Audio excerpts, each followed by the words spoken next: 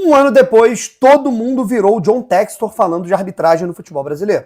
A gente se lembra, né, na virada de 2023 para 2024, né, do acionista majoritário do Botafogo, falando sobre os esquemas de manipulação, né, de resultados no futebol brasileiro, que ele tinha provas, né, a respeito de manipulação de jogadores, de envolvimento de árbitros. E se você acompanhou a nossa cobertura por aqui, né, vocês sabem, não escondo pra ninguém, eu sou botafoguense pra cacete, inclusive tenho uma ótima relação com o John Textor. Mas quando eu era questionado sobre esse tema, bom, se o John Textor diz que o Botafogo é muito prejudicado pela arbitragem, nisso ele estava certo. Mas quando ele fala que existe um esquema, e eu tenho prova de que fulano entregou um gol para ciclano no jogo entre Palmeiras e Fortaleza, aí ele tá errado, não adianta, não vou abraçar essa maluquice. Né? E eu era criticado por alguns botafoguenses, né? E tá tudo bem quanto a isso, certo? E aí todo mundo, né? O Brasil inteiro, você pega influenciadores de outros clubes, né? Comentaristas de televisão, né? Enfim, imprensa de um modo geral, diretores, clubes, instituições ali em nota oficial, falavam em tom de deboche, né? Falavam que o John Textor tinha que ser punido, que ele é um louco, que ele é um irresponsável. Um ano depois, a gente está vendo aí toda a repercussão da rodada tenebrosa que tivemos na arbitragem no futebol brasileiro. O pênalti não marcado a favor do São Paulo, a situação em relação ao Grêmio. São vários e vários lances absolutamente escandalosos. E aí, todo mundo virou o que o John Textor era. A gente está vendo diversos prints aí, imagens, né? Influenciadores. John Textor tem que ser punido, esse cara é um louco, esse cara é retardado. Um ano depois, esse mesmo cara falando em complô, clube tal é ajudado, tá muito claro, né? Só não vê quem não quer. Suspeito, comentarista, né?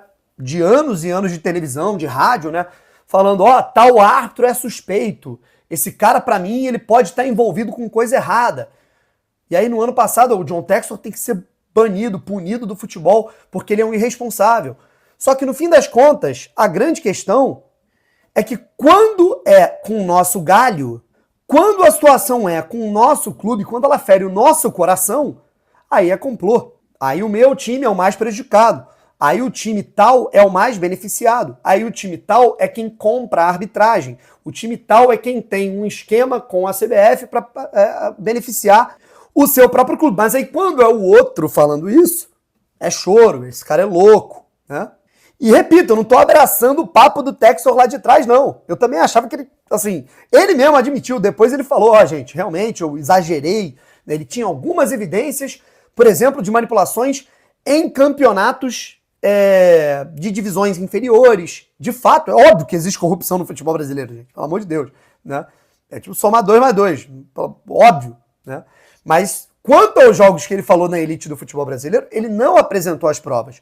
Tanto é que, para diminuir a pena dele no STJD, ele teve que falar, gente, realmente, exagerei, né, fui além. Eu acho que o objetivo do Textor, nessa situação toda, era diminuir os erros de arbitragem contra o Botafogo. E, de certa forma, na pressão ali geral, ele conseguiu. Os árbitros pensavam 2 vezes antes de prejudicar o Botafogo. Isso ficou evidente. Assim como eu também acho que elas pensam 2 vezes quando elas estão, sei lá, é um jogo entre o Grêmio, por exemplo. O Grêmio está sendo prejudicado todo o jogo. Na próxima rodada, o árbitro que errar muito feio contra o Grêmio, irmão, ele vai ter um problema. Ou seja, ele entra condicionado. Eu vou errar, né? Eu tô na dúvida sobre um lance.